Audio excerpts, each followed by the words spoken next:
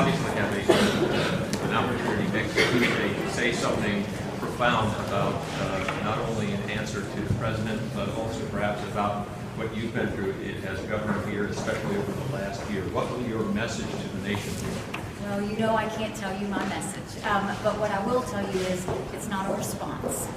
It's going to be an address. And the one thing I know is the reason I didn't want it to be a response to the president is I certainly am not one to compete against the president or try to imply that I could be. What I did want to do is just take this as an opportunity to express the challenges that I think we have seen in our state, but also in our country, and the solutions that we think and opportunities that could be there. So this will be very much just an address that allows me to talk to the country in a way that I think talks about things that I believe are important.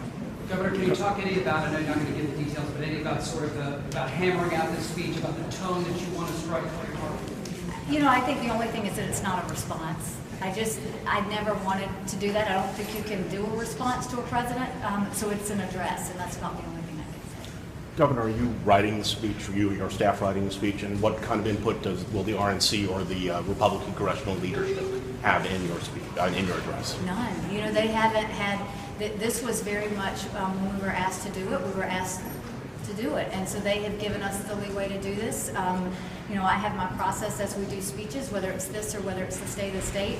I know what I think, I know what I feel, and I have a very great, powerful team around me of small numbers, but they take what I say and they make it pretty. And so that's basically what we're trying to do right now. How did it make you feel personally to be selected to do this?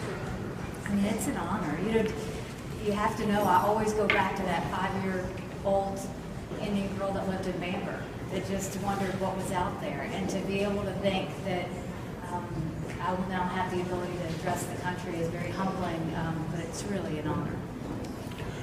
When did you get the phone call, and who called you with the invitation? The first week in December, I got a call from both Speaker Ryan and Senator McConnell, and that was when they asked if I would be willing to do it, and I said that I needed to think about it. So I thought about it over the weekend, and then got back to them on the Monday following, so the first week in December.